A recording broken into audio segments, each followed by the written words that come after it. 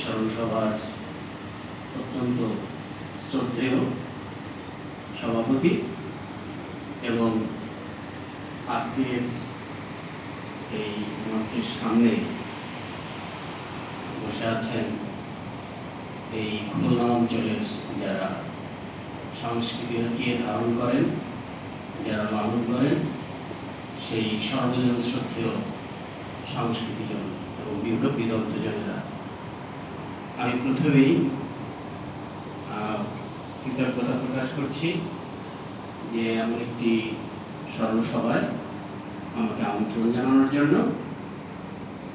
আর সত্যি কথা বলতে কি যে মানুষ বেঁচে থাকে তার কর্মের মাধ্যমে, এবং আমরা যে ডকুমেন্টারিটা দেখলাম সেখানে বিশেষ করে যারা খুলনার সংস্কৃতিজন তারা অকুণ্ঠভাবে আমাদের প্রয়াত সঙ্গীত শিল্পী, সুরকার, গীতিকার, সর্বোপরি একজন আপাতমস্তক সংস্কৃতিজন শেখ আব্দুল সালামের বিষয়ে যে সমস্ত উক্তি করেছেন, আমি বলবো যে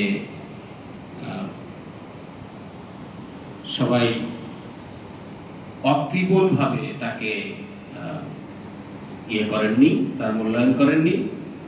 আর যেভাবে মূল্যায়ন করা হয়েছে, শেখ আব্দুল সালাম তার চেয়ে অনেক অনেক বড় মানুষ ছিলেন। দিনটি ছিল 20শে মে। আমি যখন ঢাকার পথে রওনা হয়েছি, ঠিক সেই মুহূর্তে আমি শুনতে পেলাম যে আমাদের সালাম সাহেব উনি আর নাই।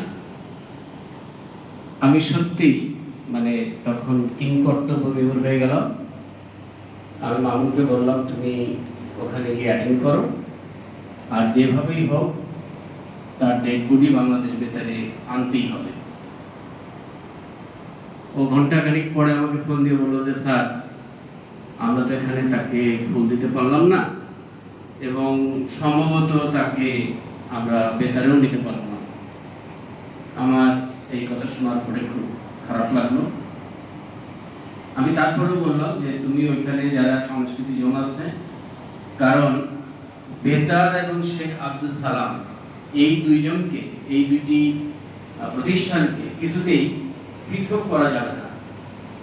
সুতরাং যে কোনোভাবেই হোক তার ডেড বডি কিছু সময়ের জন্য হলেও বাংলাদেশ বেতারে আনতে হবে। এটা আমি তোমাকে দায়িত্ব দিচ্ছি এবং তুমি এই দায়িত্বটা নিষ্ঠার সাথে পালন করবে।